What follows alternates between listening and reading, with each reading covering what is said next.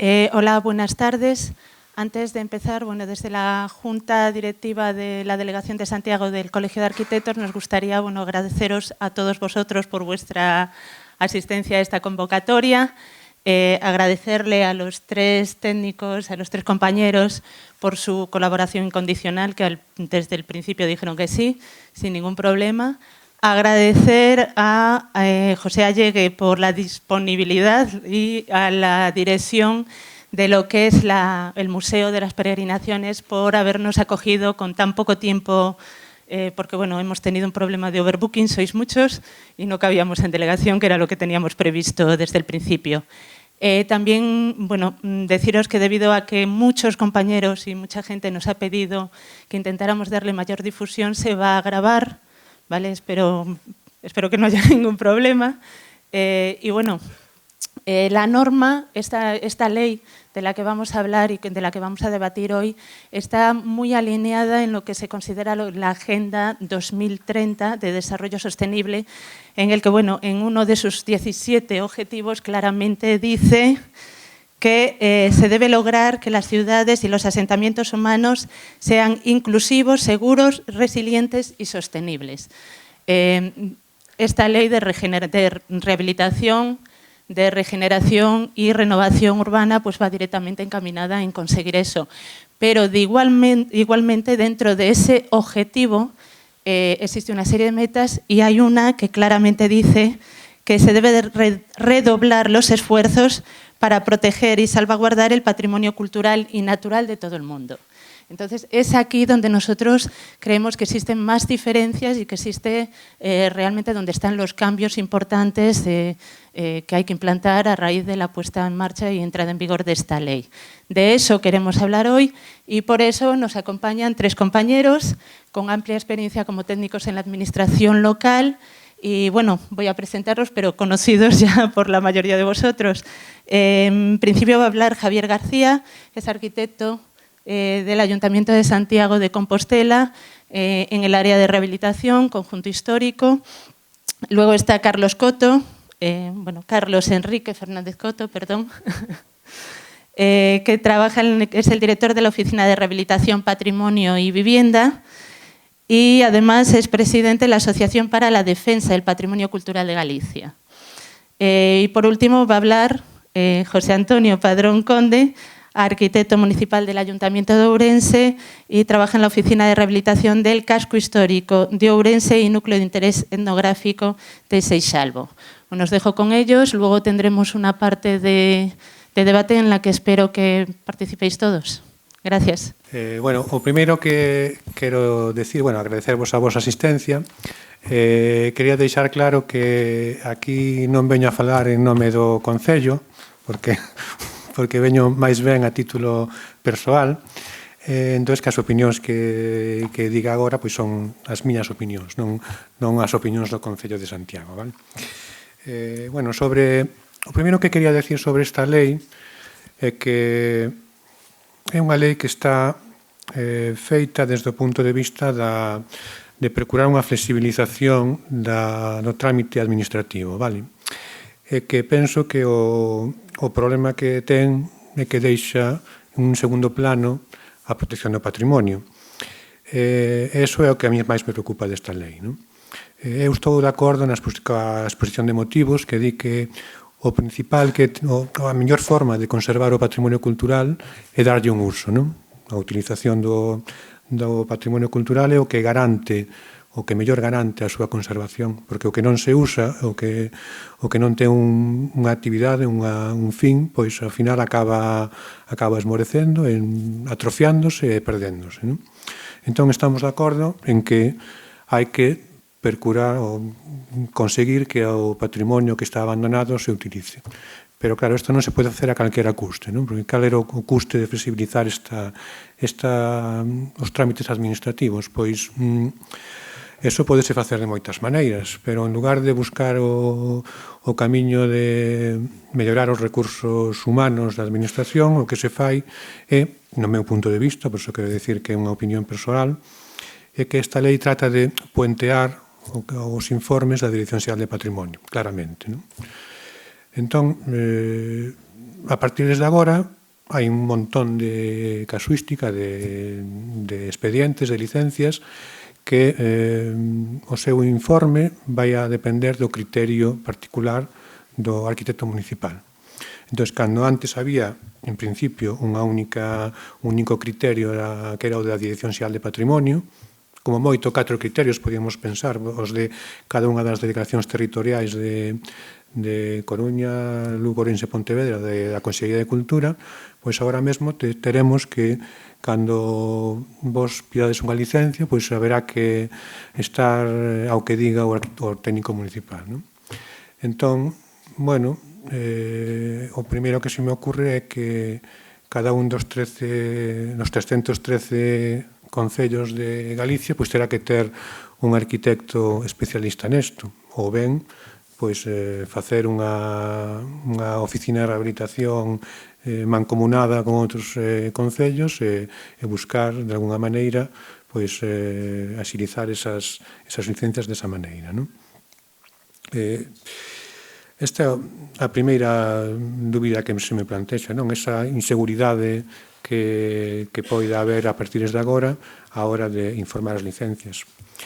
Outra das cuestións que me preocupa é que, claro, as normas de aplicación directa que establece a partir do seu artículo 40, 41 e 42 a nova lei están plantexadas a partir duns niveis de catalogación, que son os niveis integral, o nivel estructural e o nivel ambiental. Entón, son uns niveis de protección que están establecidos na última lei de patrimonio, que é bastante recente. A maioría dos concellos de Galicia non están adaptados a esa lei. Estou pensando, no caso particular noso de Santiago, no plan especial, pois ten 4 niveis de catalogación, non? Eu teño claro que o nivel 1 é o nivel integral e que o nivel 4 é o nivel de protección ambiental. Pero que pasa cos niveis 2 e 3? Non? Son estructurais, son integrais, son ambientais? Pois, a mellor, habería que ver caso por caso. Entón, o que di a lei da disposición transitoria primeira é que os concellos pedirán á Consellería de Cultura que se faga unha homoxenización dos niveis de catalogación. Non? Nese sentido, o primeiro que fixen cando apareceu a lei foi falar ca xefa de servicio e pedirlle que mandara á Dirección Xeral de Patrimonio unha solicitude para que homoxeneizara canto antes os niveis de protección do Concello para saber a que atenernos en cada caso. Entón, mentras non se produce esa homoxeneización, pois eu teño o meu criterio e aplicarei ata que a Xunta me diga o contrario. Bueno, se queredes podemos falar tamén un pouco desas normas de aplicación directa e cal é a miña opinión sobre elas, non? En principio, isto é como todo, non? As normas poden ter sentido en algúns casos, noutros penso que menos, pero entendo que establecer uns criterios e unhas normas que son de aplicación directa por riba do que digan os plans especiais de protección, pois, canto menos, é perigoso. E digo isto porque entendo que a protección do patrimonio o que mellor debe facelo é un plan especial, porque é o que estuda máis pormenorizadamente o patrimonio de cada caso, non? Entón, cando aquí se fala de maneira xeral de que en determinados casos se poderán facer baleirados totais da edificación, pois iso pode ter moita trascendencia en algúns casos, porque cando se di isto en un nivel de protección ambiental no que podemos entender que a protección se refire ao exterior, pois, ao mellor, pode ter algo de sentido, pero cando pensamos en que a maioría das fichas de catalogación non están pormenorizadas ata os elementos máis singulares, interiores, etc. É dicir, estou pensando en cambotas que pode haber no interior dunha vivenda e que se faz un baleirado total, pois vanse perder, pois eso supón un empobrecemento e unha perda do patrimonio baseado nunha lei que, xa digo, non está pensada para a protección do patrimonio, sino para flexibilizar o trámite administrativo. Penso que os concellos van ter que poñerse ao día tanto no que é os catálogos de protección, os planes especiais e tamén nos recursos humanos que teñen. Porque, se recordades, a Lei de Ordenación de Edificación, que, se non recordo mal, é do 99, é a única que especifica que quen son competentes a hora de informar nos expedientes de edificios catalogados. Establece que a competencia é exclusiva dos arquitectos. Entón, iso quere decir que, entendo eu, que un concello que non teña un arquitecto, que teña un aparellador, pois non terá capacidade de informar en base a esta lei, porque que criterio pode ter unha persona que non ten unha titulación habilitante para decidir si unha intervención é respetuosa ou non co patrimonio, ou se pode aplicar unha das normas de aplicación directa que establece a lei. Porque estas normas de aplicación directa, en principio, se poden aplicar sempre e cando non vaya en contra da lei de patrimonio. Esa é unha cousa que a veces non queda clara, pero que a nós nos debe quedar claro, porque non todo vale. É dicir, cando se fala de que se poden modificar as alineacións nunha cidade histórica, bueno, eso, eu estou pensando no caso de Plan Especial de Rehabilitación de Santiago, pois hai casos nos que hai zonas onde que se hai rectificacións de alineacións, pero que eso se pode facer de maneira xeral, sin ter un criterio, un estudio previo, pois pareceme que non debe ser así. Máis cousas, pois temas de eliminación de muros medianeiros. Pois hai outro punto da lei que fala de que se poden agrupar baixos comerciais, incluso, sí, fala de baixos comerciais principalmente. Pois dicindo que se pode facer eso sempre cando se manteñan non sei exactamente como dice, as trazas ou a lectura, sí, a lectura do parcelario preexistente. Bueno, eso tamén habería que pensarlo moito, non? Porque se o mantemento da lectura do parcelario existente se fai simplemente con a liña de diferenciación do pavimento, pois pode haber xente que pense que está cumplindo coa lei, pero a min pareceme que eliminar un muro medianeiro pois non debe ser algo compatible coa protección do patrimonio, non? Outra cousa é facer un oco de paso entre unha finca e outra, pero eliminar un muro completamente, como parece ser que a lei permite, pois entendo que non é algo aceptable, non? Máis cousas hai. Hai outros temas que pode ter algún sentido. Por exemplo, están flexibilizando a posibilidade de intervencións en edificios de protección ambiental que non cumplen cas normas de habitabilidade. Bueno, como sabedes, as normas de habitabilidade de Galicia, a última redacción que temos en vigor, é bastante flexible, é dicir, o arquitecto municipal ten a posibilidade de valorar, facer unha avaliación crítica e dicir que cousas se poden eximir de cumplimento e que outras cousas non.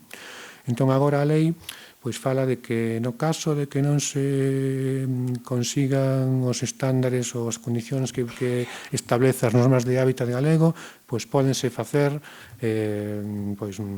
baleirados ou incluso sustitucións, etc. Bueno, entón, en que quedamos? Eu vou a eximir un expediente de que cumpla o hábitat ou vou dicir que como non pode cumplir o hábitat pode modificar o edificio? Pois aí tamén haberá que ter unha posición, un criterio fundamentado, non? Hai casos, por exemplo, estou pensando nun caso práctico que se nos deu fai pouco na Comisión Asesora do Patrimonio en Santiago, non? Era un caso, vou falar del porque é o único exemplo que eu me atopei na miña experiencia cercana de que se pode aplicar esta lei con algo de sentido. Me refiro era un caso de un edificio na Rúa de Sar, que era unha vivenda protexida con nivel 4, que é o nivel ambiental, claramente, que estaba en ruínas e que conservaba a fachada. E tiña unha fachada que era planta baixa e primeira planta, cunha altura de 4 metros e 5 centímetros. Entón, o plan especial cataloga ese inmueble e di que se pode subir 30 centímetros. Como ben sabedes, 4,30 de altura en dúas plantas, pois estándares de habitabilidade, cero. Non hai posibilidade de facer aí unhas instancias cunha mínima calidade habitacional. Entón, nese caso, pois os membros da Comisión Asesora pois acordamos que podía ser de aplicación esta lei, claramente, é dicir, se pode ampliar a altura dese edificio en contra do que decía o plan, que únicamente admitía o aumento de 30 centímetros. Entendemos que neste caso se pode ampliar máis por un motivo pois justificado, que é o de conseguir que ese edificio catalogado pois teña un uso digamos coherente, adaptado á normativa actual. Claro, esas cousas tamén podense facer de moitas maneiras, porque a ampliación da altura, pois como a faríades? É dicir, conservamos os ocos da planta alta, da planta baixa, na súa situación actual, original, e aumentamos a altura de cornisa. Pois, bueno, entón, se facemos eso, ao final a casa pois queda cabezona. É dicir, aumentamos a cornisa e hai unha distancia entre lintéis de ventás e cornisa do edificio que vai quedar desproporcionado.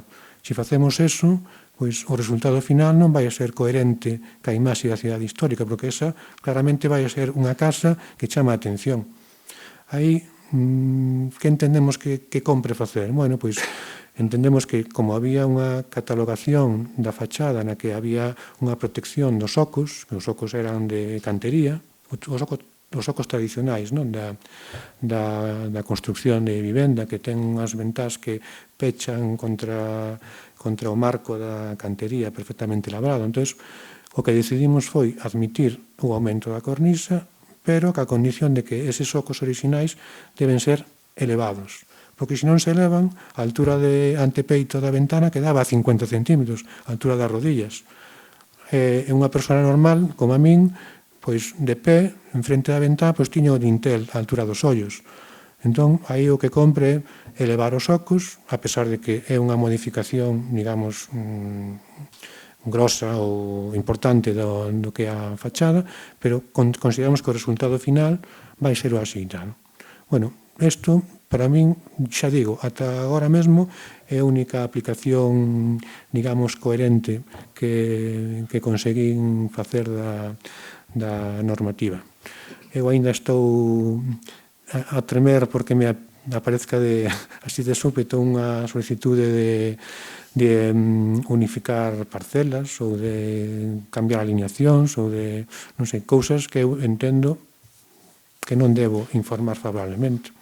Entón, bueno, cada un terá o seu criterio e eu, pois, en principio, igual que na administración penal indubrio pro reo, pois eu indubrio pro patrimonio, en base a experiencia que teñamos no Concello. Eu penso que, con respecto a outros concellos, en Santiago temos a vantaxe de que temos unha comisión asesora no que hai participación de outras administracións, pois estou pensando no Consorcio, na Administración Autonómica, na Consellería de Cultura, tamén da Universidade.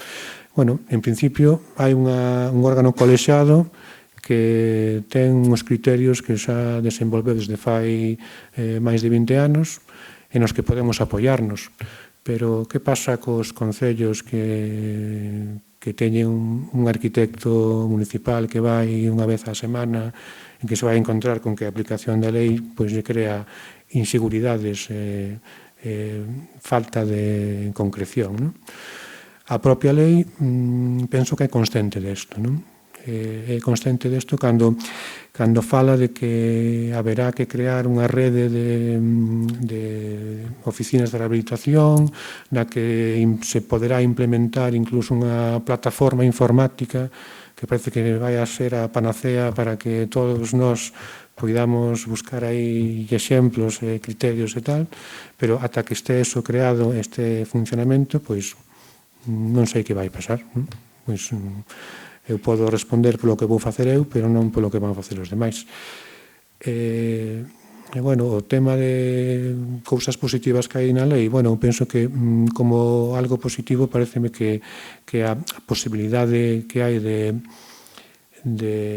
declarar áreas de rehabilitación prioritarias na comunidade, incluso en conxuntos que non están declarados como conxuntos histórico-artísticos, pois, bueno, eso pode ser unha posibilidade de recuperar, pois, estou pensando en núcleos rurais ou poboacións que non teñen esa consideración, non, de conxuntos histórico-artísticos e que están totalmente abandonados. E incluso esa idea que ten a lei de que non só se poden declarar áreas de xurbe en función da degradación do patrimonio, a degradación material, estou falando, sino tamén tendo en conta ou avaliando a situación, digamos, de risco demográfico, de envellecemento da población, de falta de, bueno, outras variables non máis sociais, que non tanto patrimoniais, pois tamén pareceme que pode ser unha oportunidade, non, para aplicar a lei de outra maneira, non? Bueno, non sei se me enrollei un pouco demais ou non, pero basicamente esa era a miña, o que quería expoñer da lei, non? Entre as normas de aplicación directa,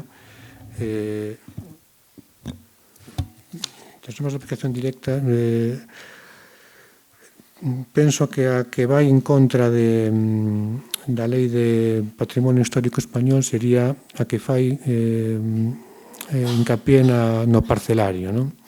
Para min, o parcelario da cidade histórica é algo que debe fundamental. É dicir, o parcelario histórico da cidade de Santiago é algo que está protegido no plan especial.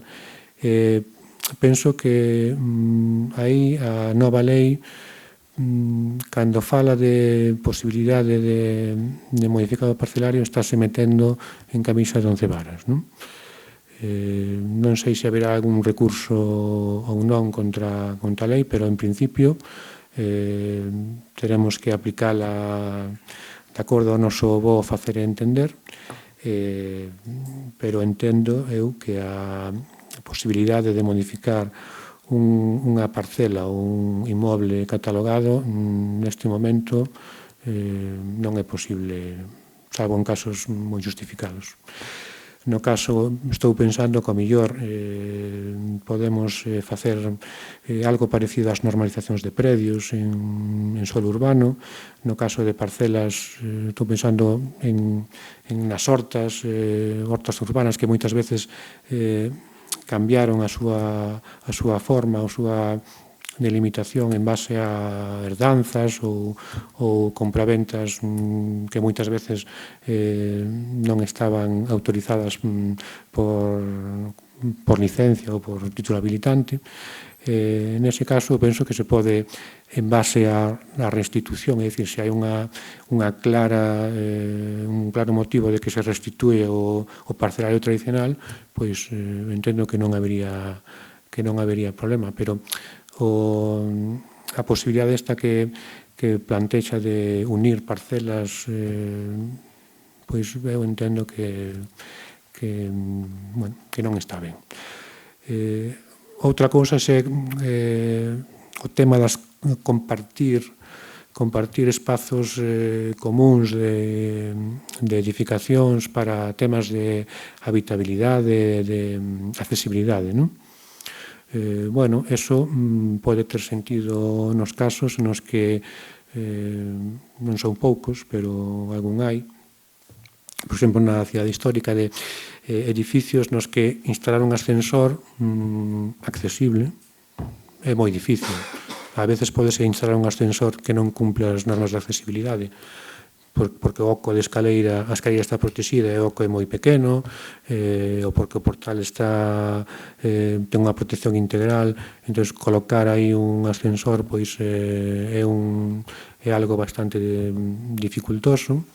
Bueno, aí pode haber marxe de maniobra para resolver de maneira conxunta pois un ascensor compartido ou facer que unha das vivendas se entre por un portal, se acceda a un ascensor que sirva a dúas vivendas, pero hai que ter cuidado con que esa solución non supoña a eliminación de un portal que estea catalogado nunha das vivendas que se sirve do predio colindante, non? Porque a nova lei non fará nada deso. Fará de compartir elementos de accesibilidade, pero entón que pasa cos portais e cos núcleos de comunicación que xa non se usan? Pódense eliminar? Non se poden? Pois a lei de rehabilitación non o di, a lei de patrimonio sí. Entón, bueno, pois cada caso, xa digo, haberá que avaliálo convenientemente, non? Por eso falo de que esta lei que trata de, digamos, de flexibilizar a tramitación administrativa de maneira que se deriven os expedientes que en principio iban todos para a Dirección Xeral de Patrimonio e que vayan a meirande parte deles, ou por lo menos un 70%, digamos, a administración local, que se poidan informar directamente, ben con trámite de licencia directa a través do informe do arquitecto municipal, pois eso supón que da noite a mañán os técnicos municipais teñen que se convertir prácticamente en expertos en xestión do patrimonio cultural, non? Cousa que algúns concellos poderán permitirse o luxo de facelo e outros pois terán moitas dificultades en informar de forma coherente, non? Isto, claro, tamén abre a posibilidade ás inxerencias ou as presións tanto nos arquitectos no libre exercicio da profesión como nos técnicos municipais, non?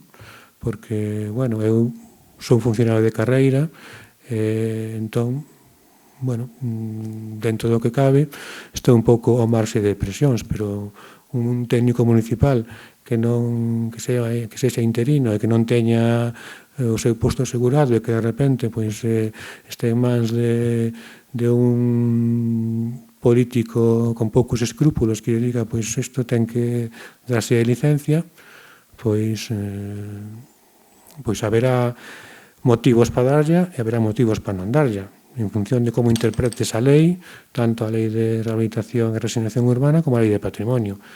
E iso eu penso que é o que vai a xenerar unha inseguridade tanto para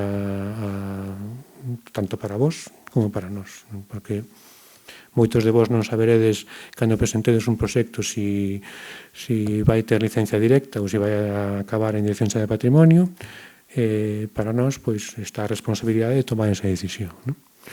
Entón, bueno, haberá que esperar un pouco a que se teña un pouco de rodaxe esta lei, a ver que pasa con esa rede de oficinas de rehabilitación, que pasa con esa plataforma informática que se pensa facer, e a ver como entre todos conseguimos que o obxectivo desta lei, que me parece que como obxectivo de que darlle uso ao patrimonio para conservalo, pois está ben, é un obxectivo loable, pero que non paga moita atención á da protección de patrimonio, non? Porque claramente está enfocada no sentido de axilizar licencias en base a puentear ese tradicional filtro da Dirección Xeral de Patrimonio.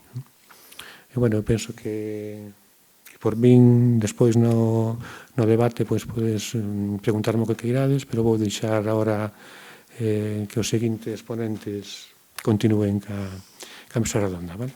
Moitas grazas.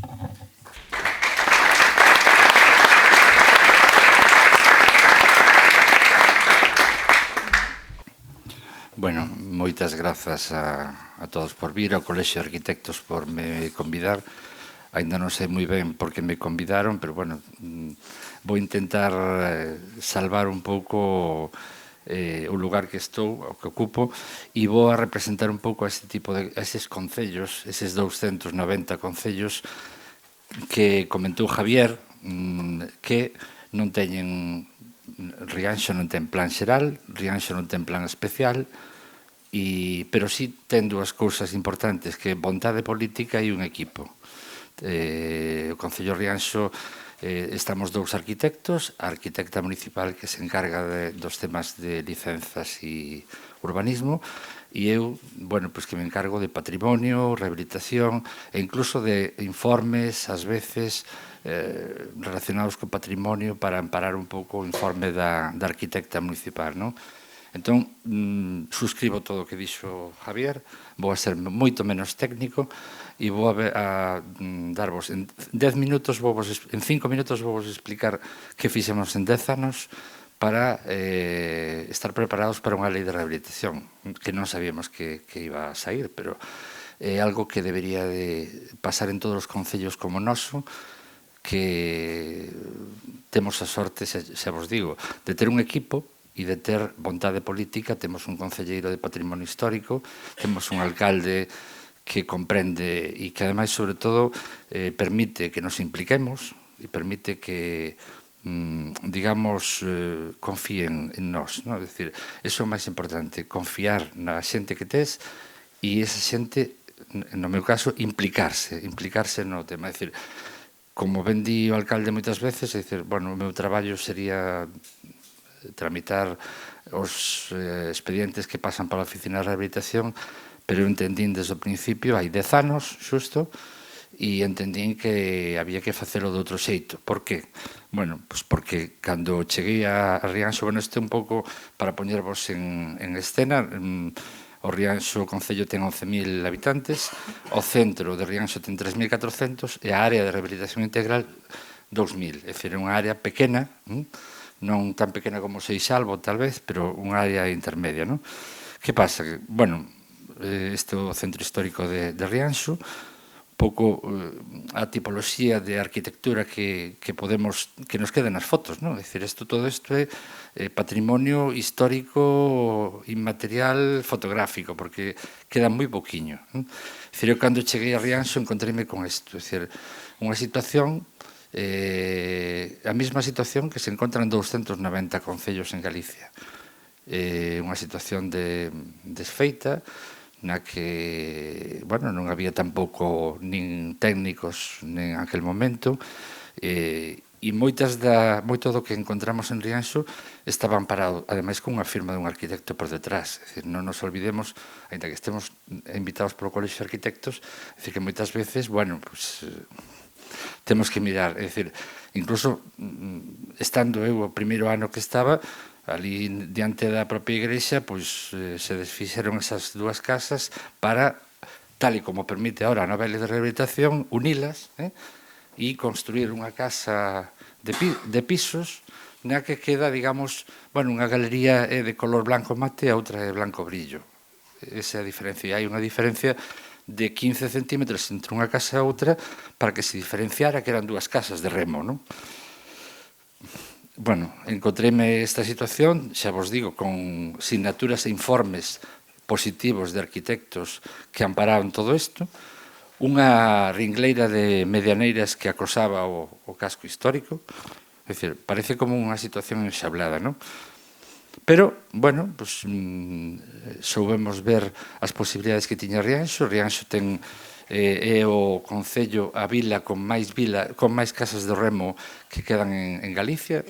As casas do remo habíase en Mugardos, habíase na Coruña, na Guarda, en moitos sitios que era, digamos, que medían a casa con un remo, Pero, bueno, en Rianxo non sabemos por que situación quedaron 80. Temos 80 casas do Remo, é o lugar con máis casas do Remo de toda Galicia, non?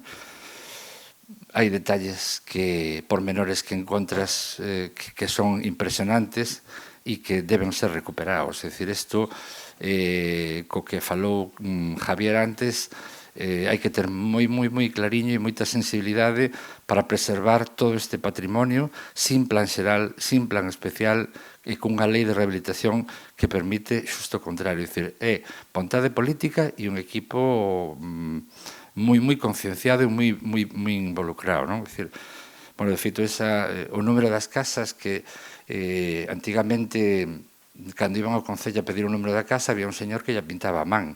Bueno, pues ahora mismo estamos volvendo con eso, estamos pintando unha asociación, pinta a man os números das casas e por 20 euros se colocan nas casas. Bueno, eso ainda que parece unha chorrada, é un sentimento de pertenza a un lugar e de orgullo, non?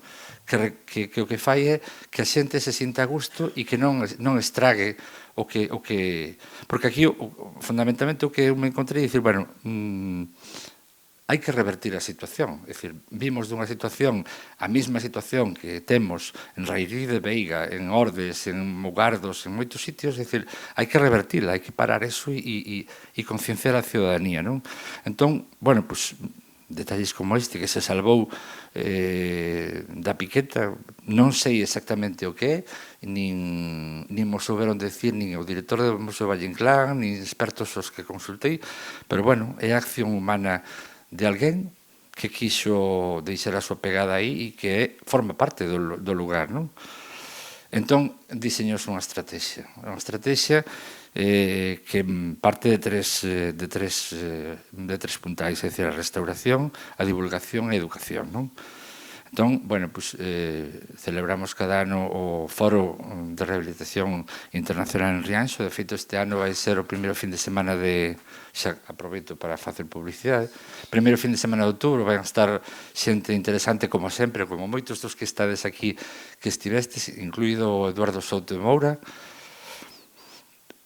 Un curso de verán sempre, todos os anos da Universidade de Coruña, que este ano é da Universidade de Mackenzie de Sao Paulo, sobre urbanismo e sobre rehabilitación. Sabedes, aí están Manolo Gallego, é un dos directores do curso. Tamén un curso digamos, unha acción de patrimonio e urbanismo para a infancia, que, bueno, naceu en Rianxo e ahora mesmo incluso temos exportado a 16 concellos, é dicir, incluso con libros, estuvo na Bienal de Venecia e chegou, bueno, a Sao Paulo, a Austria, é dicir, e vai a estar exposto incluso no Ministerio de Cultura, non?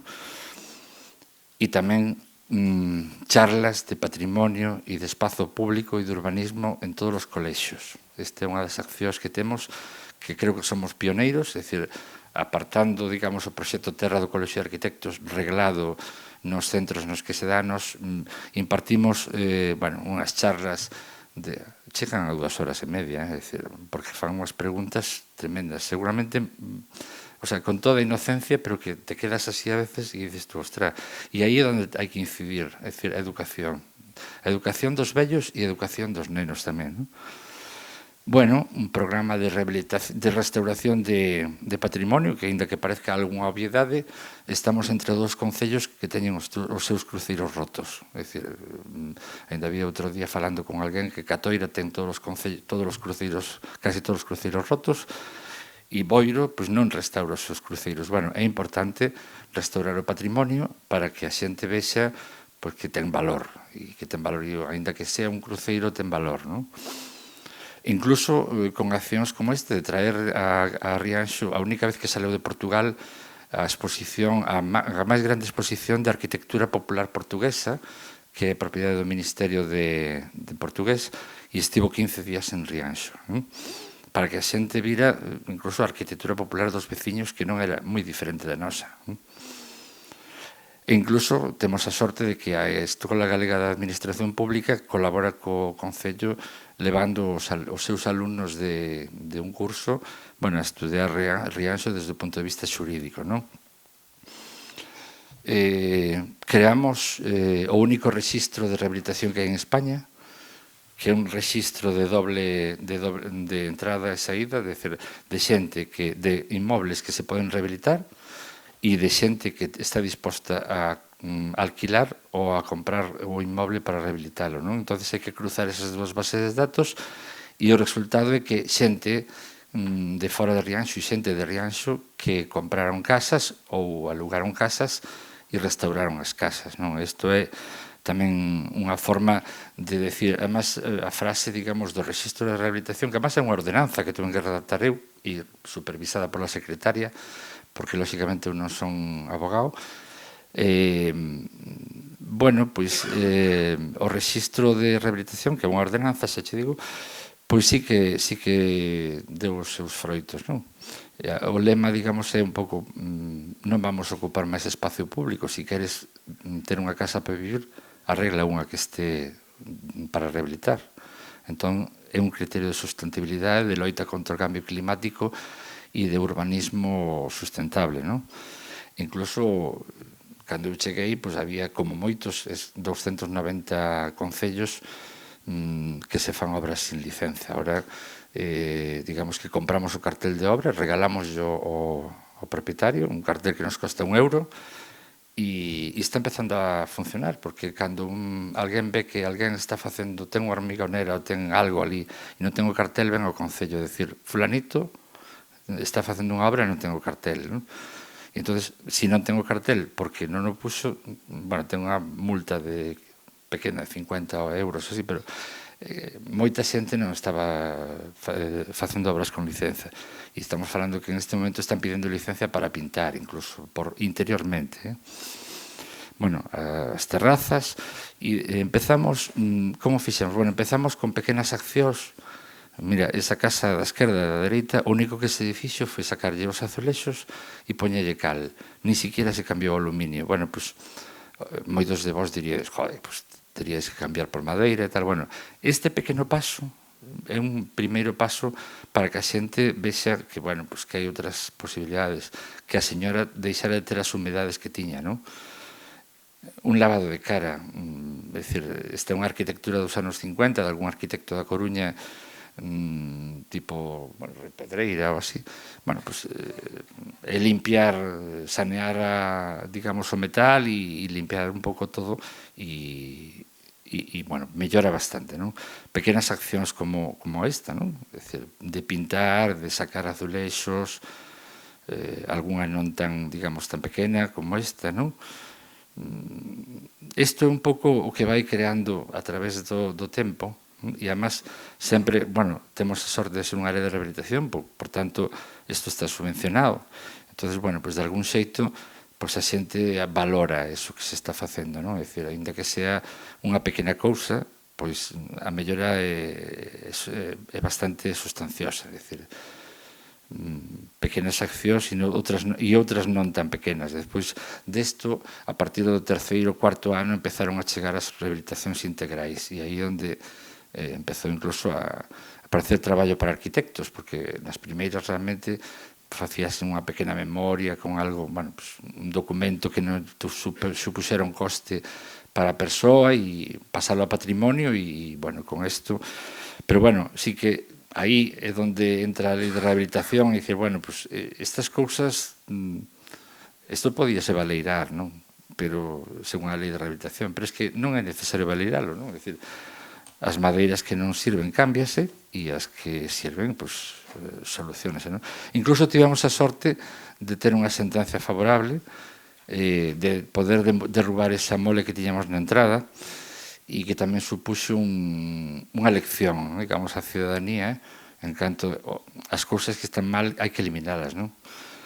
Bueno, que pasa agora ca lei de rehabilitación? A parte do que falou Javier, eu sempre me fago a pregunta, bueno, estamos preparados os técnicos de concellos pequenos para asumir as labores de patrimonio sin contar con patrimonio, sin ter ese respaldo de patrimonio e sin poderlle botar a culpa a patrimonio? É dicir, son moitas preguntas, pero moitas veces dende un concello moi pequeno agradecese moito que exista costas, agradecese moito que exista patrimonio, Pero, además de facelo ben, pois ninguén vai a Coruña a Costas a protestar, ninguén vai a... Bueno, si, a Patrimonio foi, creo que unha persoa a protestar. Pero sempre tes un respaldo, que non é quitar responsabilidades, é que estás frente ao veciño e é moi difícil, non é tan difícil en Santiago, pero nun concello pequeno, estou pensando en concellos como de Rianxo, é moi difícil poñer, digamos, as cousas claras, non? Bueno, agora poño algúns exemplos. O que fixemos, bueno, foi un ano antes de salir a lei de rehabilitación, cando saleu o texto, dixemos, bueno, aquí hai que empezar a actuar xa, e fixemos porque sabíamos que iba a prosperar a lei, porque hai maioría absoluta no Parlamento. Entón, o que fixemos un rexistro de todas as casas que de algún xeito perderan o ornato público, é dicir, que era necesario intervir nelas, non? E aí sí que empezou o traballo para arquitectos, porque se colleuse, fixose o rexistro e empezouse a mandar ordes de execución. É dicir, e estou falando de 7, non máis. O resto realmente están en boas condicións. Restauramos 90 e tantas casas en 10 anos, Ainda que falamos de restauracións de 3.000 ou 20.000 euros, son restauracións, son intervencións no patrimonio que melloran a calidade xeral e que crean sinerxias, que o importante é crear a sinerxía, é dicir, sempre dicir, a ninguén lle gusta vivir nun sitio abandonado, pero se o veciño lle quedou ben a casa, pois eu tamén voume animar. Incluso podemos comprobar que desas 90 e tantas, cerca de 20 non pedían subvención. Xente que ten cartos e que decidiu actuar sin contar ca oficina de rehabilitación, pero sí cos criterios que se estaban facendo. Bueno, estas eran 2 casas de Remo. Aquí xa a primeira foto xa está un pouco empezada a obra, pero eran 2 casas abandonadas de Remo. A da esquerda, a través do rexistro de rehabilitación, foi comprada por uns asturianos, e a da dereita foi comprada por unha señora de Madrid que vive en Rianxo. Bueno, pois, a través das ordes de execución, non tiña papel esas casas, hubo que falar con o notario. É que estas cousas en Santiago mellor non pasan, pero que tens que chamar ao notario, levar ao señor ao notario, dicir, mira, se non ten papeles, facemos papeles, exposición pública, o que faga falta, pero hai que sacar isto para diante, e se ten 40 heredeiros, pois habrá que buscar unha solución, non? Parece caseiro, pero é a realidade de 290 concellos, non? Fixeron os papeles das casas, a señora comprou a casa, deuse a subvención a casa, e, bueno, pois, aínda que ao final a arquitecta decidiu cambiar a madeira por aluminio porque non sei que no proxecto estaba madeira, a solución é bastante digna. É dicir, tamén aquí vedes que a porta mide un 65. Bueno, pois é un problema, non é un problema da casa, é un problema da rúa, que moitos alcaldes teñen a manía de ir botando asfalto e subindo, hasta que se comen as casas, e despois unhas teñen que subir, outras baixan. Bueno, nós decidimos que a señora mide un 70, a porta mide un 65, e ambos decidimos, aí encima da porta ten o monigote ese que vos enseñei antes, e ela decidiu que, bueno, pues que non lle importaba baixar a cabeza, que levaba moitos anos baixando a cabeza ante moita xente, e que baixaba para entrar nunha casa que, ademais, pola parte de atrás ten un limoeiro fantástico e baixa ao mar. A da esquerda, bueno, pues a da esquerda estamos lle chamando despois da orden de execución, agora xa puxo a Uralita, agora vai poñer as tellas e confiamos en que acabe, non? Pero, bueno, ese pequeno traballo de concienciación, de chamar por teléfono, acordaste de min? Son o da oficina de rehabilitación. Mira que se van a acabar os cartos e que a lei de rehabilitación, mira que vas a ter un problema, enseña xa, de acordo cos servizos municipais, xa tes calculado o valor catastral, xa lle dixo que lle vai pagar a Xunta, e esas cousas ao final convencen. Esta é outra, bueno, pues, que é unha fantástica casa, non é de indiano, pero poderíase considerar unha casa moi importante. Bueno, que é de unha xente que ten cartos, pero que decidiu non arreglar porque vive en outro sitio. Entón, bueno, pues mandamos a orden de execución e non recibían a orden de execución. Pero como non reciben a orden de execución? Non. a policía decía que non vivían en Rianxo. Entón, bueno, por certo, na orden de execución mandamoslle fotos antiguas para que sepan como ten que restaurar. Rescatamos fotos antigas das festas e metémoslle na propia orden de execución para decir isto que tens que facer. Bueno, pues decidimos colaborar cos medios de comunicación que se prestaron a poñer a casa dicindo que non aparecían os donos. Claro, o vacile que lle caeu son de Rianxo. O vacile que lle caeu si estamos en Brasil, si non sei que.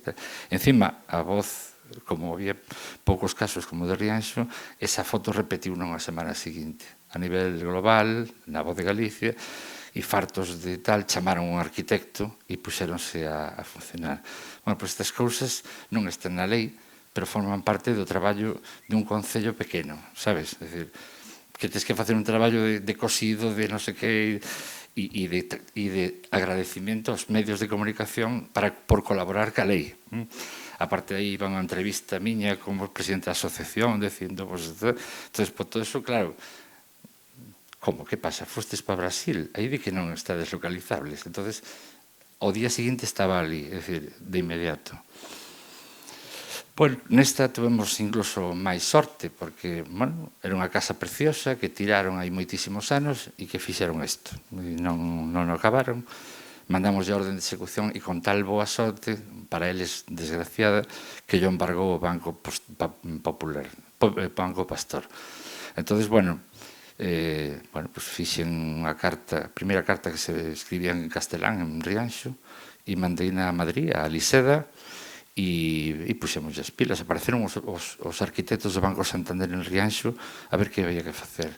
Bueno, pois estas cousas tamén son importantes. Xa están traballando, xa están os arquitectos traballando e algo van facer. Bueno, o que lle pedimos é simplemente recebar e pintar, que a casa incumpla a normativa, ten unha planta de máis. Pero o banco que ten que facer, recebar e pintar, saben perfectamente que a quen lle vendan teñen que quitarlle a última planta e así o fixemos constar nunha nota registral no registro da propiedade, polo cual o que compre sabe que compra unha casa cunha planta de máis, non?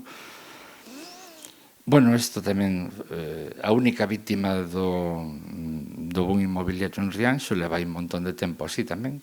Entón, hubo que falar co señor. A este non fixe falta mandarlle orden de execución. Explicouse, mira, ou presentas un proxecto de demolición ou un proxecto de obra nova que cumpla a normativa, porque non cumplía a normativa e pararon yo hai 20 anos.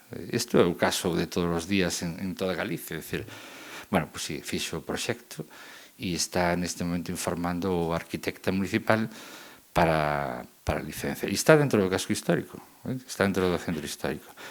Esta é a única que temos máis difícil, tamén alguén que se puxo a promover sin ser promotor, nos tempos do boom, e, bueno, quería facer moitas vivendas, hoxe en día non pode facer porque non se venden, está en frente da igrexa, e, bueno, pues, pedimos presupostos a empresas constructoras, o máis barato era de 78.000 euros e o señor ten unha pensión de 450 euros. Estamos valorando varios casos, varias formas de intervir e a ver como podemos resolver. É un caso complicado. Xa vedes que ten a bandeirola da ARI, co cual ten unha subvención a fondo perdido de 15.000 euros, máis o crédito sin xuros. E o fío do que falou Javi, isto é, digamos, o que a mí tamén me preocupa dende Rianxo. É dicir, bueno, vale, esta é unha casa que ten unha escaleira que ten un valor, que ten certas cousas que ten un valor, e que pasa se chega alguén e presenta un proxecto de arquitecto para valeiralo e facer unha cousa nova? Bueno, a veces fago informes que van así polo xusto da legalidade para que a propia arquitecta municipal di non, o informe que da Oficina de Rehabilitación di que non e non, e a marxen do que diga patrimonio, non?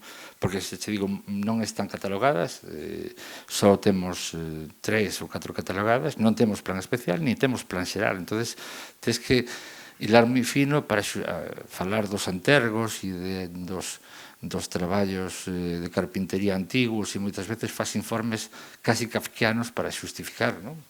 De que se respete unha escaleira que non teñen por que cambiala, porque está de puta madre e non cae, é dicir, é unha escalera segura. Bueno, máis nada.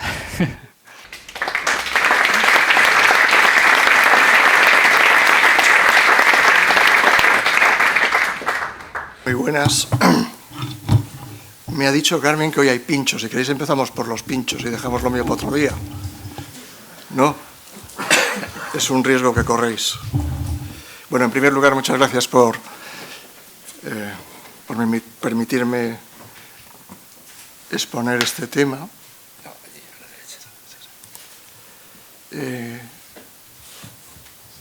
Gracias a la organización por invitarme, vamos.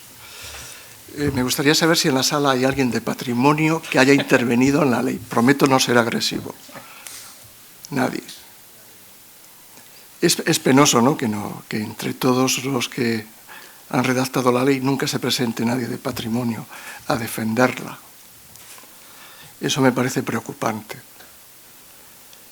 No quiero echarlo en cara, pero si alguien de patrimonio o alguien que no es de patrimonio hace una ley que va contra el patrimonio y no la defiende, me resulta un poco chocante.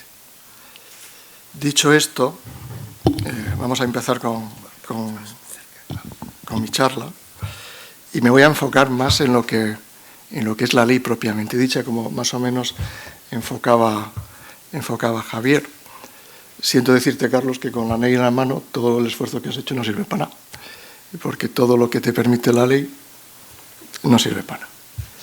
Entonces, yo creo que la ley, me preguntaba esta mañana una compañera, oye, ¿vas a hablar de la ley?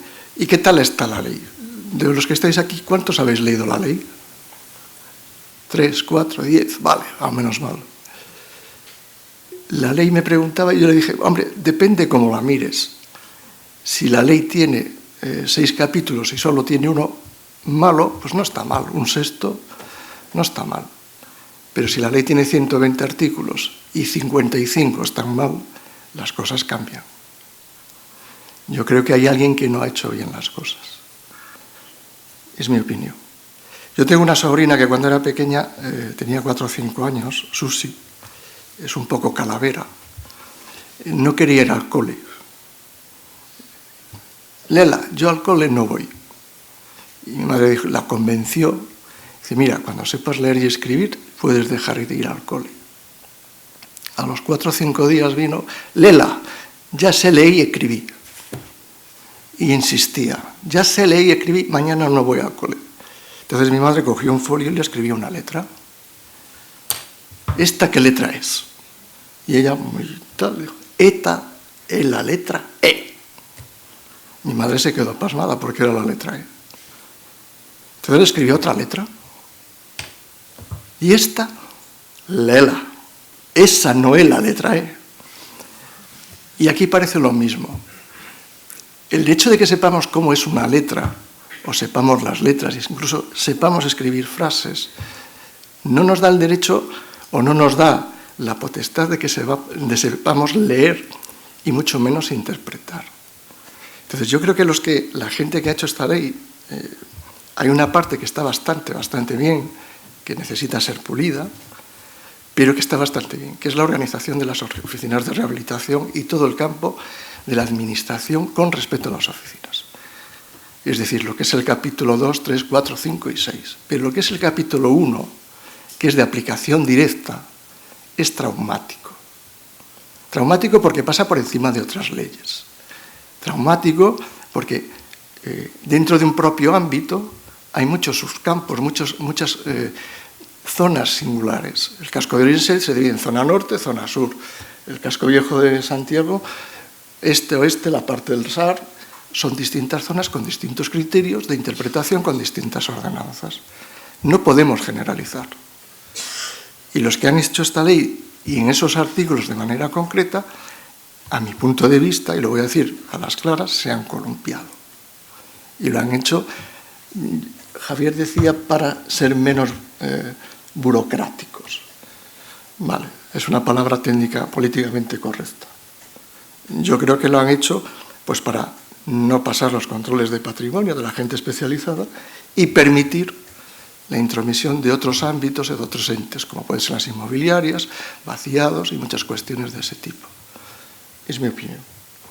Dicho esto, creo que la gente que ha redactado esa parte de la ley, esos primeros artículos, no entienden lo que es el conjunto histórico, no entienden lo que es nuestro patrimonio. Entonces, yo voy a atacar la ley no desde el punto de vista tanto teórico como ha hecho Javier o con los ejemplos que ha hecho Carlos, sino con una serie de ejemplos reales. Uno de ellos es una práctica, o sea, es un proyecto que entró esta semana. ¿No se ve esto? Ah, está pensando, sí. Imaginémonos, para que veáis lo que se permite y lo que no se permite en la ley. Esto sabéis todos lo que es, ¿no? Bueno, es Roma, ¿no? La ley manifiesta claramente como elemento fundamental los BIC, los elementos singulares. Después los clasifica en protección ambiental o similar. No tengo muy claro lo que es de o similar. Los elementos con protección estructural o similar. Y en el artículo 40, 41 y 42 dice lo que se puede hacer en cada uno de ellos. Y empieza por los de protección ambiental o similar. Y en los de protección ambiental o similar te va diciendo lo que puedes hacer. Y en los de protección estructural te dice, aquellos que no tengan elementos estructurales protegidos se regirán por el apartado anterior. Coño, o sea, puedo hacer lo mismo. Los que tienen protección integral, exactamente igual. O sea, te revierte siempre al apartado anterior. Entonces, si no entendemos que un conjunto histórico, que un núcleo de interés etnográfico está formado por pequeñas unidades, por pequeñas entidades, pero forma un solo ente, lo estamos perdiendo todo. Si solo nos fijamos en un ente, en el edificio singular, en el edificio BIC, que es este, y olvidamos todo lo que está alrededor, nos quedamos con esto. Esto es la Catedral de Notre Dame en Costa de Marfil. Existe, es en medio de la nada, pero puede ser tranquilamente el Vaticano una vez que se vacíe de los elementos que no son BIC, sino de los que son simplemente ambientales. Es lo mismo. La diferencia está en que esta es 30 metros más alta que la otra, pero como elemento singular nos sirve, o sea, como ejemplo. Orense, que es una ciudad muy pequeñita, que tiene un casco muy similar al de Santiago, solo tiene 6 BICs. Lo demás, el resto de las 1.300 edificaciones que hay en el casco, tienen protección ambiental o estructural. Si en ese resto de bloques de edificación voy a hacer lo que permite la ley, me voy a quedar solo con la catedral, la Iglesia de la Trinidad, Santo Domingo y el Museo Arqueológico. Lo demás se va a intervenir en estos 2 edificios, ¿vale? Esos 2 edificios, esta es la Plaza de la Madalena, la diferencia de cota entre esta plaza y la Plaza Mayor que está aquí es más o menos de 6 metros, es casi una planta baja, ¿vale? El parcelario existente es este, planta baja, planta tipo, soportales, planta de cubierta, los alzados, alzado a la Plaza Mayor y a la Plaza de la Madalena. Propuestas. Agrupación de 2 parcelas. Está legal, porque se pueden agrupar 2 parcelas. La planta sótano tenía un muro de carga, pero es que la ley en la planta baja, igual que aquí, con que mantengas la lectura de la trama, pues no hay ningún problema. La lectura de la trama, aunque parezca mentira, es una diferencia de pavimento en el medio. Eso es lo que dice, lectura de la estructura de la trama.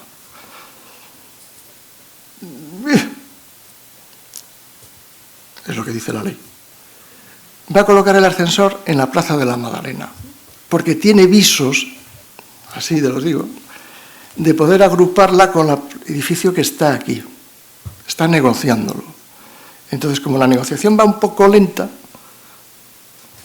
Él ya se anticipa, sabe que lo va a conseguir y ya coloca el ascensor aquí. Económicamente es factible, porque la ley te dice que si lo puedes colocar fuera, si económicamente es menos costoso que colocarlo por dentro. Claro, joder, es que es elemental. Es que no hay otra. ¿Cómo no va a ser menos costoso?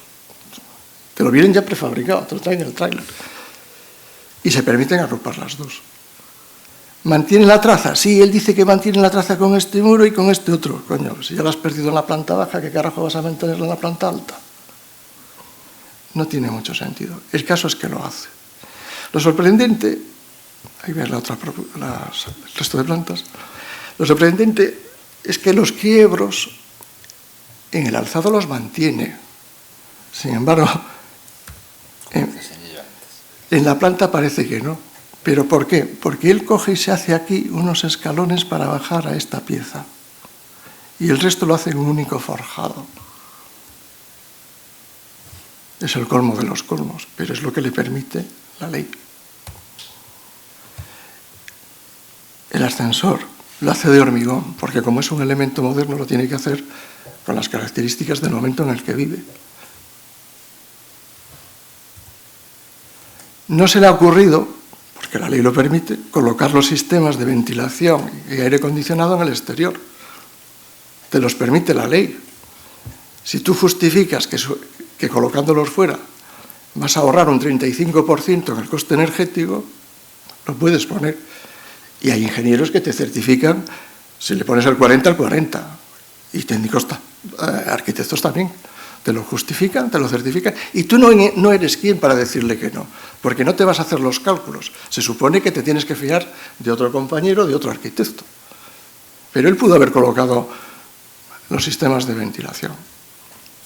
Lo bonito de esto, en este caso, que es un edificio que está en Madrid, es un edificio que está protegido. Y lo hicieron. Imagínate aquí la que se va a liar. Si comparamos las dos propuestas, o sea, lo que teníamos de antes y lo que teníamos de ahora, yo creo que hay diferencia. Esto es lo que permite hacer la ley. Lo que nos da la gana, como nos da la gana y cuando nos da la gana. Pero con la ley en la mano. Podemos ocupar espacios públicos. En este caso tiene suerte porque el ascensor da lugar a una plaza.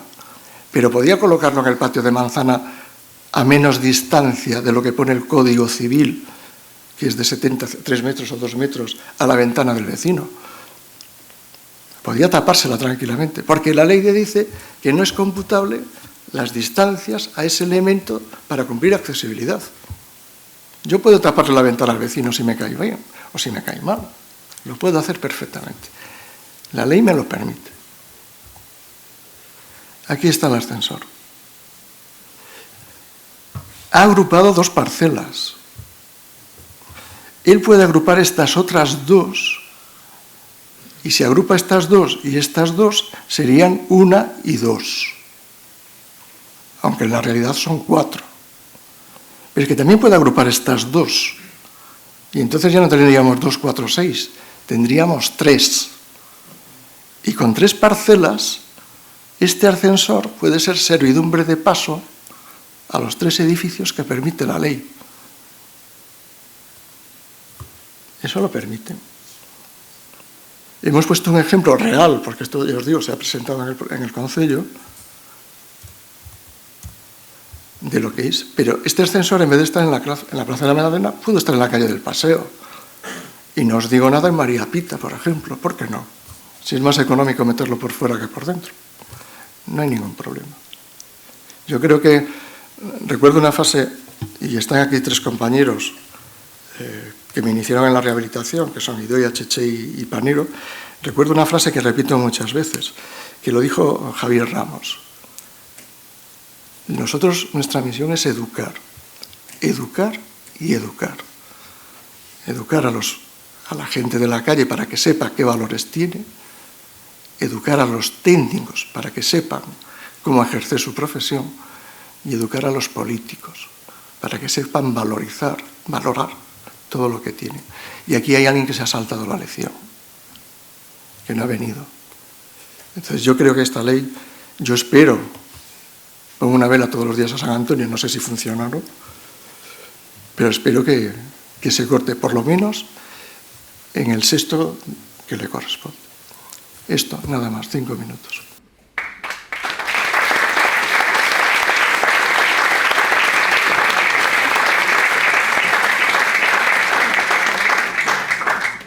Yo soy de Orense y, bueno, conozco la Plaza Mayor, conozco lo que se está haciendo ahí, incluso conocemos quién es el arquitecto que está pretendiendo hacer eso. A mí me sorprendió lo que dijo tu compañero, de que en 10 años habían rehabilitado 290 viviendas. Ese chico, que va un poco fuerte, se va a gastar ahí $500,000 de euros en rehabilitar unos edificios que se están cayendo, que llevan 20 años, y creo que es labor vuestra también guiarlo y no cerrar las puertas a ese tipo de inversión. Es cierto que es muy fuerte lo que está pretendiendo, pero yo creo que la labor de un PEN en oficina de rehabilitación es pretender que se realice eso. A mí lo que me sorprendió es lo de Rianxo, en 10 años 290 actuaciones. Eso. 100. 290 eran los ayuntamientos. 100 actuaciones. Los ayuntamientos entendido. Entonces, quiero decir, poca gente con esa capacidad vamos a encontrar en Orense que nos pueda levantar un casco viejo abandonado, parado, y en el que hoy en día no invierte nadie nada. Pero mira, ya no te digo Ferrol. O sea. No, ha habido un punto que ha dicho Carlos que es muy importante, que tiene un respaldo político. Yo llevo la oficina de Seixalvo. Cuando yo llegué hace 10 años, había 64 edificios en ruina. Hoy no hay ni uno solo. Es un núcleo pequeñito. Se ha hecho la ley del suelo, se ha adaptado el plan especial a la ley de patrimonio. No ha habido ni una sola alegación, porque se ha hecho en consenso con los vecinos. Y se rehabilitan una media de entre 5 y 6 edificios de manera integral todos los años. Por eso no tenemos edificios en ruina, a excepción de 2, y por eso se sigue rehabilitando. ¿Pero por qué? Porque se les ha educado. Eso es una. 2, es verdad que este señor vino, pero es que este señor antes de venir no vino a hablar con los técnicos. Él entiende que, ¿cómo te lo voy a explicar? La mayoría de los políticos entienden que revitalizar un casco histórico es llenarlo de cosas. Una política de turismo brutal, una política de comercio brutal, y no se fijan en otras cosas. Tú has visto, por ejemplo, Vigo, que tiene centros comerciales, ciudades como esa, que han hecho desaparecer sus cascos históricos porque han implantado, pues, la comunicación entre plantas totalmente diáfana como hace este hombre. Vas a Pontevedra y eso no ocurre. Y tenemos un ejemplo claro. Vas a cualquier ciudad, Vitoria, Bilbao, en 10 años han recuperado un casco viejo. ¿Cómo es que nosotros no somos capaces de hacer esto? Pues porque no hay un interés político. Y porque hay gente que no entiende que la rehabilitación, si este señor se viene a hacer esto en este casco, es porque el casco es un atrayente. Pero el casco puede dejar de ser atrayente si tú lo saturas. Aún así, jamás sacarás un hotel en una manzana gótica tradicional.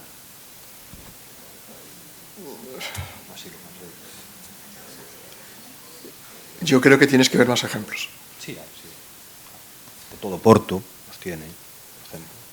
Pero quiero decir, no tenemos que... Yo creo que tienes que guiar a esa gente y que si los guías, eso es un boceto. Yo no pongo en duda que eso sea un proyecto, pero si hay un interés político en contra o otra sección, es otra cuestión distinta. Pues suerte como el Jacome, a ver qué tal. Yo no dije que tuviéramos alcalde hasta ahora. No sabemos aún cómo llamarle. Mira, es importante que cuando alguien llega a un ayuntamiento, que el alcalde o las autoridades lo guíen a la oficina de rehabilitación le digan que él no le va a decir nada, que tiene que hablar con los técnicos. Yo tengo la experiencia de la tentación de gente de fuera de Rianxo de comprar 2 casas de remo porque son muy baratas y de hacer una vivienda juntando las dos. Entonces yo le empiezo a preguntar, bueno, ¿cuántos sois de familia? A veces tienes que meterte en su vida y dices, joder, pero vamos a ver, una casa de remo tiene 80 metros cuadrados. La alternativa tuya va a ser comprar un apartamento de 80 metros cuadrados que cuando lleguen los del cuarto tienen de la cisterna y oigas la cisterna. 80 metros cuadrados es una superficie muy, digamos, útil para una vivienda, ¿no? Pero esa labor tienes que hacerla tú. El político no puede hacerla. Bueno, salvo que si viene con sus abogados es difícil. Perdona, es muy complicado hacer esto, sobre todo si no hay un respaldo político. ¿Entiendes? Pero creo que, bueno, también tiene el que tener interés. No, yo hablo sin interés, yo hablo como orensano de ver Orense restaurada. Es decir, joder, poca gente. Voy a contar una anécdota. Orense tiene un problema muy grave, que es que yo cuando era pequeño, menos viejo, pues iba de vinos como cualquiera de vosotros. Hoy ir de vinos por Orense es imposible. O sea, las terrazas lo ocupan todo, incluso se dio un caso hace un par de años que hubo un conato de incendio en la Casa del Pulpo, los bomberos no pudieron entrar y los clientes de las mesas empezaron a golpes con los bomberos. Yo si soy el camionero del camión bombero, yo pasaría por encima. Lo siento, pero es así. Sin embargo, eso que los técnicos hemos puesto por escrito y nos hemos mojado, los técnicos de la oficina de rehabilitación, está guardado en un cajón. Es así. Hay, creo recordar, a finales de marzo había 207 autorizaciones de viviendas turísticas en el casco viejo que no fueron tramitadas en la oficina de rehabilitación y que están guardadas en un despacho. Porque turismo, una vez que le llega esa comunicación y ese informe favorable que hacen ellos, da traslado al ayuntamiento para saber si se cumple o no se cumple la ordenanza municipal. Hay un señor que tenía un cargo político y las tiene allí. Yo no sé cuándo lleguen esas a nuestra oficina qué va a ocurrir. No lo sé. De todas maneras, venimos a hablar de la oficina de la ley de rehabilitación.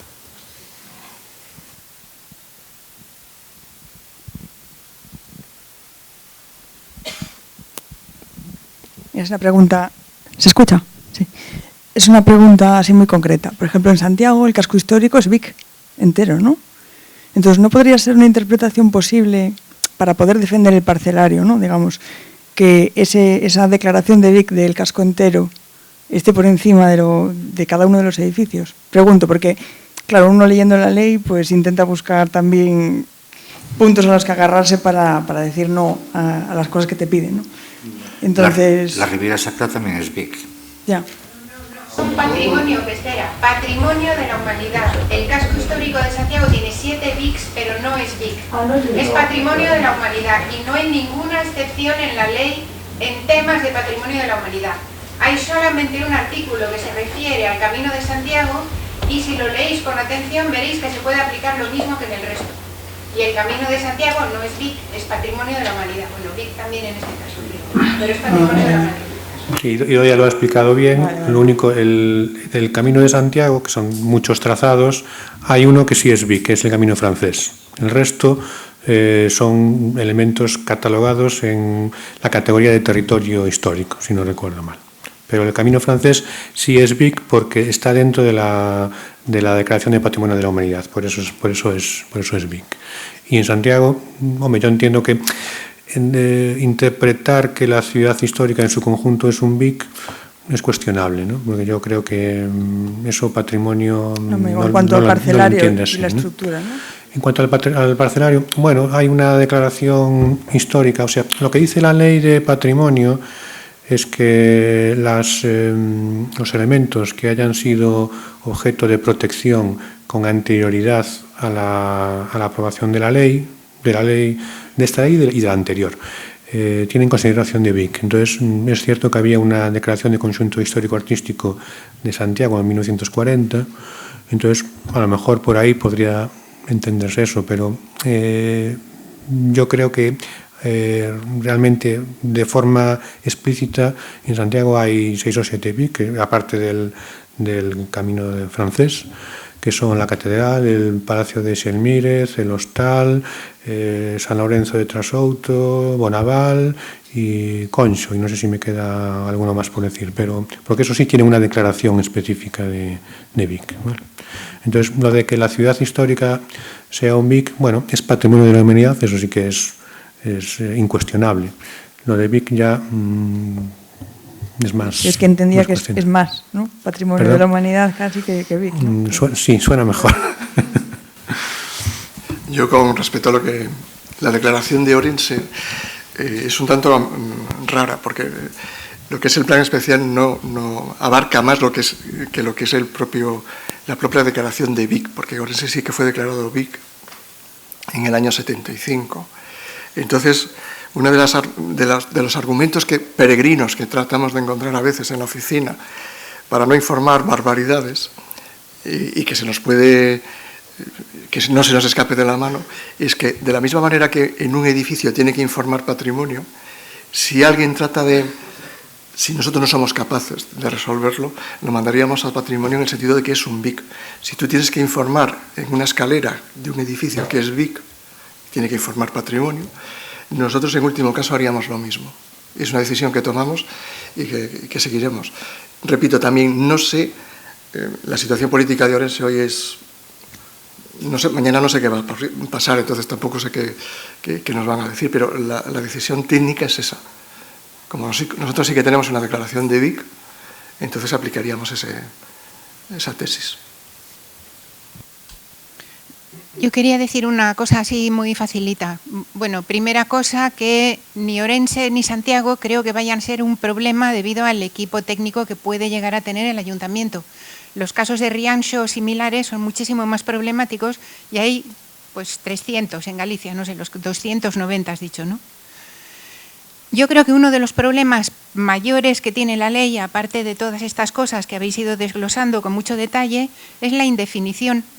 Hay muchas cosas que no están definidas, que son muy vagas, que no están recogidas concretamente y que, claro, son interpretables. ¿Qué se va a interpretar en cada uno de esos municipios? ¿Quién va a ser el juez o el árbitro?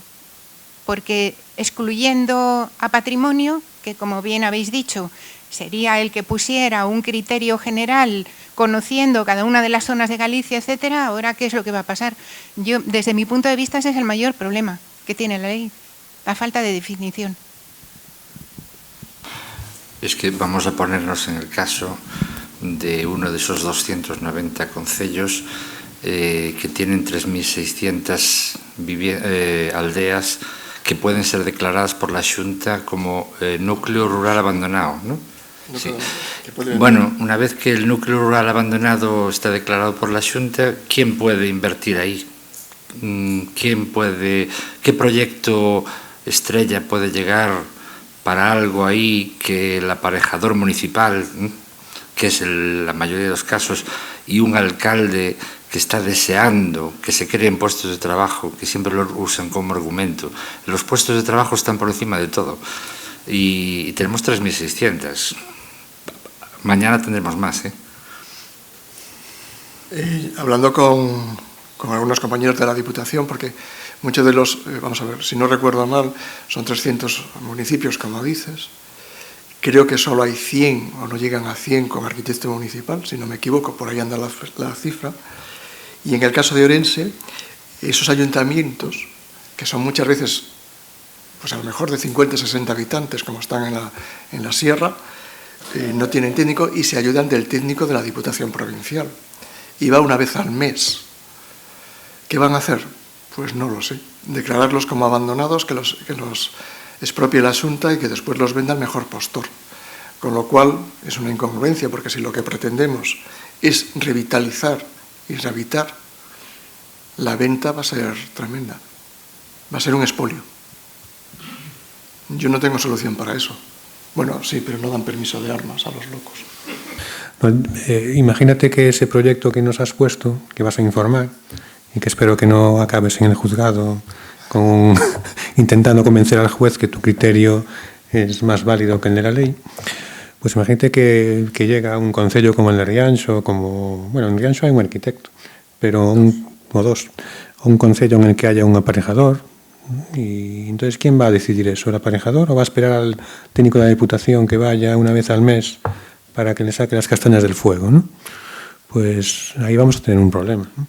O sea que esa flexibilización de los expedientes de licencias, pues yo dudo que tenga mucha efectividad, ¿no?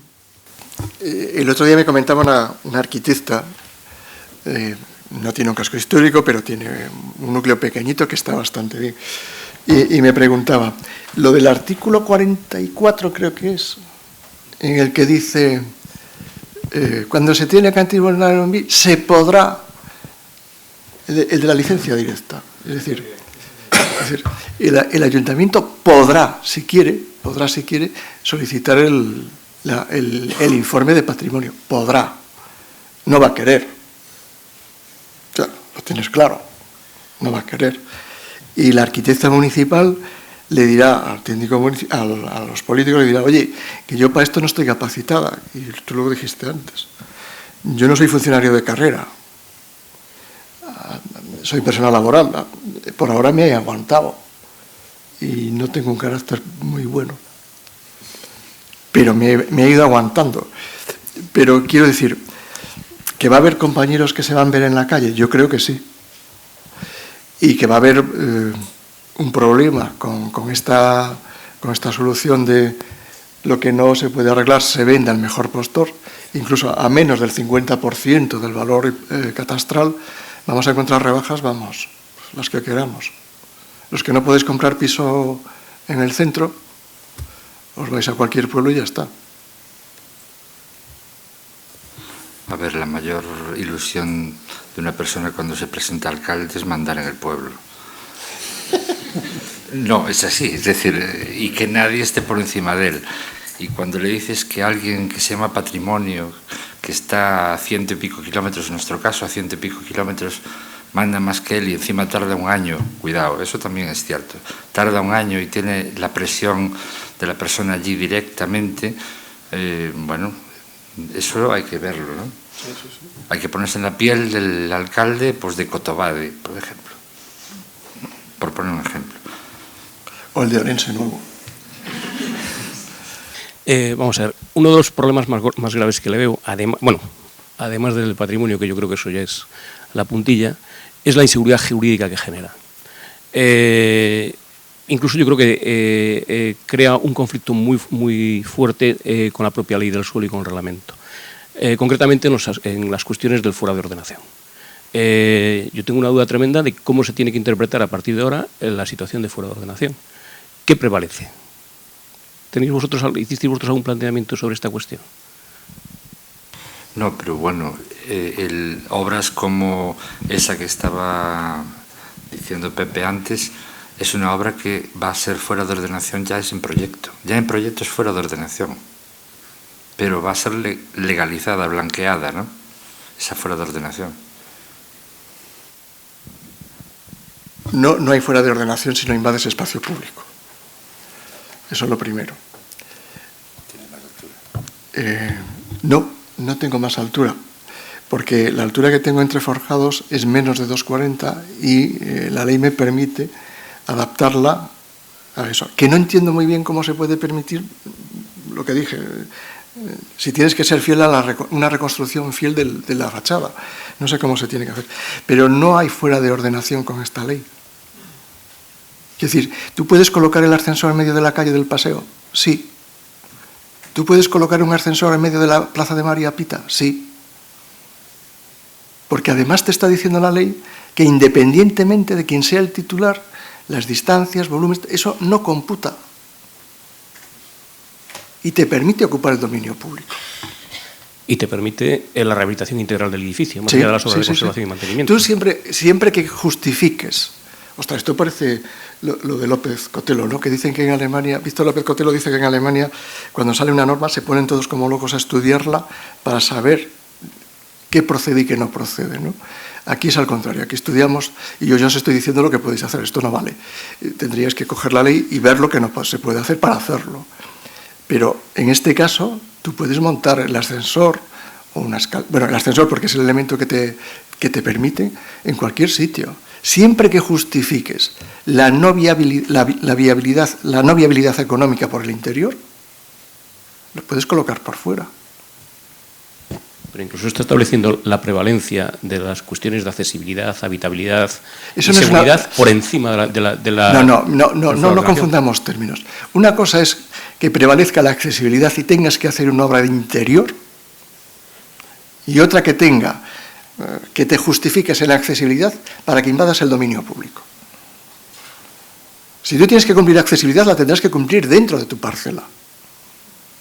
No invadiendo la propiedad de dominio público ni el dominio privativo de otros. Porque date cuenta que la ley incluso dice que se podrá ocupar los patios de manzana, que te da igual que sea de otro propietario, que te da igual que tu vecino tenga la luz a 3 metros, que tú le plantas el ascensor en medio de la ventana. Eso lo dice la ley muy claramente. Y dice que no computa efectos ni de edificabilidad, ni de volumen, ni de superficie, ni de nada, ni de ocupación de espacio público. Entonces, no hay fuera de ordenación con esta ley. Voy a hacer de abogado del diablo. Imagínate que esas 2 casas de Ourense las compra, las une, deja el vestigio de la traza original, compra las otras 2 casas de la derecha y las 2 casas de la izquierda, y en un segundo proyecto presenta un proyecto de un hotel y justifica que necesita 5 ascensores o 4 ascensores y los mete en el espacio público, y como tiene que dejar espacio entre los ascensores, hace una sala long con vistas a la plaza. Eso sería legal, porque está justificado, ¿no? Está justificado si no da conmigo. Las cosas como son. Quiero decir, el problema está en si tú le dejas hacer. La ley lo dice. La ley lo dice, pero también... Justifica con un informe técnico de un arquitecto. Claro, yo entiendo eso, pero yo creo que es lo que decía Idoia y yo creo que es lo que estamos todos de acuerdo. Hay que saber con qué se juega y hasta dónde se juega, y saber con quién está jugando. ¿Entiendes? Yo creo que nosotros como técnicos tenemos que saber muy bien nuestro oficio. No basta con tener el título de arquitecto, hay que saber tenerlo. Y si a nosotros nos han preparado para defender el patrimonio, tenemos que hacerlo. Creo que es nuestra función. Y creo que... ¿Tú crees que nos han preparado para eso? A ti no, pero a mí sí. Entonces, no, yo también tengo familia en Sicilia y tengo respaldo, ¿no? Tengo un seguro de vida prometedor. Quiero decirte que mucha cuestión es nuestra. El que dejemos avanzar esto o no depende también del respaldo que vayamos a tener. Si dentro de un mes me veis en la calle, está claro que no hagáis lo mismo que yo, porque os van a ir al pelo. Bueno, a Javier no, pero quiero decir que mucho de esto depende de la actitud que tomemos los técnicos y que sepamos llevar hasta dónde o no esta ley, no es otra cuestión. Estaba mirando aquí lo que dice la ley, dice: será posible ocupar las superficies de espacios libres o de dominio público que resulten indispensables para la instalación de ascensores o otros elementos que garanticen la accesibilidad universal, así como las superficies comunes de uso privativo, que no es ninguna coña, vestíbulos, descansillos, sobrecubiertas, aleros, soportales, tanto se sitúan en suelo o subsuelo como en el vuelo, evitable, técnica y económicamente. Si tú lo justificas económicamente y tú sabes perfectamente que lo puedes justificar, es que lo tienes fácil. Otra cosa es cuando llegues al ayuntamiento y dices: mire usted. Y otra cosa también es que el qué dirán, tendrás que jugar. Antes decía Carlos que jugaba con la gente, con el anuncio del paisano que le pusiste para votar. Yo recuerdo que hice una faena una vez en Seixalbo. En Seixalbo, esto no es broma, en Seixalbo hay una casa muy fea en la calle Mayor, en el número 6, que tiene un aplacado de azulejo de color rojo de los años 70, ¿no? Y yo le propuse a los propietarios que se acogieran a una subvención para poder retirar eso y poder no tirar lo que tienen, porque tirar lo que tienes es imposible, pero sí puedes ayudarle a reparar lo que tiene, por lo menos para que no sobresalga y desdiga del conjunto. Entonces yo recuerdo que había repito, no es broma, y va a sonar mal, había un entierro y me conchavé con varios compañeros y lo que es la gente, ¿no? Llevaban al muerto y joder, qué casa más fea, dijo uno de ellos. Y se empezó a correr la voz y la gente empezó a mirar para la casa, ¿no? Y el paisano sintió vergüenza de su casa. Ese viernes, que yo subo los viernes a Seixalbo, solicitó la subvención. Esa es educación. Exacto, cívico. Tienes que jugar con eso y conocerlos. Y echarle un poco de cara también. Y la cambió. Ahora está contento. Y la gente no se ríe de su casa. Más allá de la oportunidad de la ley y de su contenido, ¿cómo vas a informar en el caso de la Magdalena? Desfavorablemente. ¿Y la defensión del ciudadano, lo que está pidiendo? No puede defenderse, él tiene el derecho a defenderse, claro que tiene. Yo pondré en mi informe toda cuanta cuestión técnica crea conveniente, en base a la ley de patrimonio, a la ley del suelo y a la propia ley que está saliendo.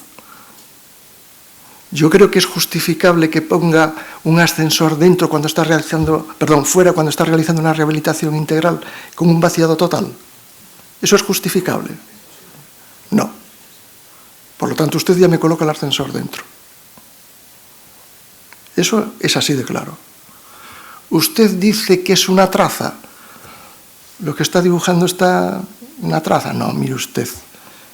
Es la estructura, no una traza. Usted me dice que tiene que dar cumplimiento también a las alturas de 2,40. Mire, también la ley dice que tiene que reconstruirla de manera fidedigna. Decida usted lo que quiere hacer. Usted me dice que tiene que cumplir accesibilidad y por eso no hace esos quiebres. Pero es que tiene que mantener esos quiebros. Tiene una protección de fachada. ¿Por qué me abre usted huecos en la parte posterior? Hay que liarse muy bien para informar. Y tienes que ser, y no quiero pecar de soberbia con esto, tienes que ser conocedor de lo que es la ley del suelo y la ley de patrimonio. Y buscarte de artilugios para desmontar esa faena. Que este señor va a alegar, estoy seguro que va a alegar. Pero otra cosa también es jugar con la sociedad. Yo tendré que decirle a la gente, oye, van a montar un ascensor en medio de la Magdalena. La presión social también hace efecto. Imagínate que en medio de la Magdalena lo ponga en la Plaza Mayor. Coño, ¿y quién es este para montar un ascensor en la Plaza Mayor? Yo creo que tenemos que saber jugar con esas cuestiones. Mi informe, desfavorable, sí. Es como la normativa de habitabilidad. La normativa de habitabilidad también es flexible, pero también va en contra del patrimonio. Es decir, esa casa que os enseñé, que tiene unos 65 de altura, no cumple habitabilidad. Pero es que si cumple habitabilidad, te cargas el patrimonio. Entonces tienes que justificarlo mediante un informe diciendo, mira, es que es más importante. Claro, en este caso contabas con que la propietaria estaba de acuerdo, pero si la propietaria no está de acuerdo y dice, no, yo quiero una puerta de 2,20. Es complicado, ¿no? Es complicado. La norma de habitabilidad en los centros históricos tienes que actuar siempre con la excepcionalidad, porque si no te cargas el patrimonio. Es decir, porque tienen que ser los pisos de 2,50. Como le dije yo a una señora cuando me dijo que quería reparar la casa, que era muy alto, que era muy bajo el piso, yo no le dije que la señora también era muy baja. Le dije, mire, es que puede cambiar la bombilla. Si usted la sube más, no puede cambiar la bombilla. La convencí. La convencí. Dijo, mira, usted gasta el dinero en otras cosas, pero no aquí. ¿Para qué va a cambiar? Si no tiene polilla la madera, si la madera está perfecta y con 4 euros se le da un tratamiento, ¿qué problema tiene? Si usted puede cambiar la bombilla, y la señora lo entendió. Pero es una labor que hacemos desde las oficinas de rehabilitación. Pero ¿y qué pasa, yo qué sé, pues en Silleda? Silleda igual no hay oficina de rehabilitación.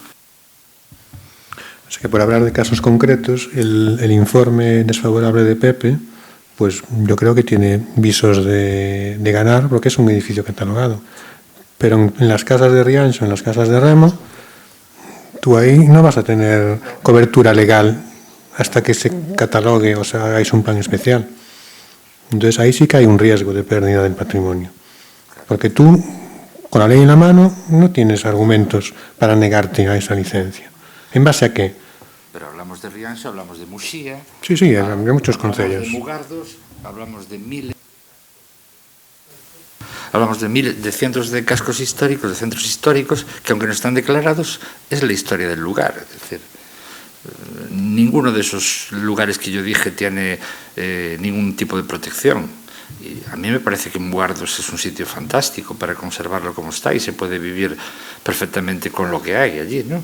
Pero no hay ni plan general. Bueno, no hay ni gobierno. Pero bueno, en Mugardos normalmente no hay gobierno. En eso tenemos gobierno. Eso otra cosa no tendremos.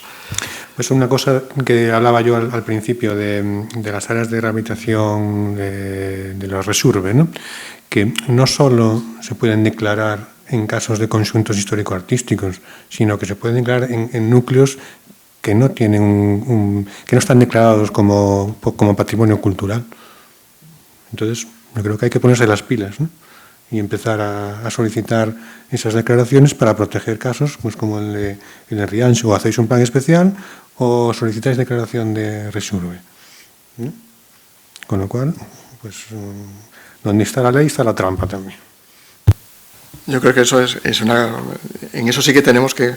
Los técnicos de esas oficinas sí que tienen que ponerse al día y presionar mucho. Y sobre todo, yo creo que el político le hace caso a lo único que le puede hacer caso, que son los votos. Y en eso hay que jugar con las asociaciones de vecinos, ¿no? Antes estábamos hablando en la Quintana con Carmen y con Susana, y Seixalbo es un pueblo muy rebelde.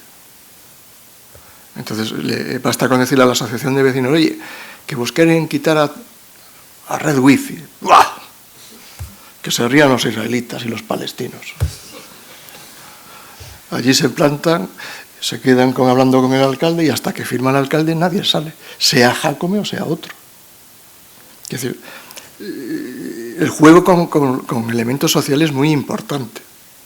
Y en este caso las asociaciones de vecinos son muy importantes. Claro, pues si te das cuenta estamos hablando de un tipo como tú que es comprometido y se implica, pero igual el 50% de los técnicos municipales no se implican. Es decir, van de 8 a 3, hacen su informe, cumplen la normativa vigente, punto.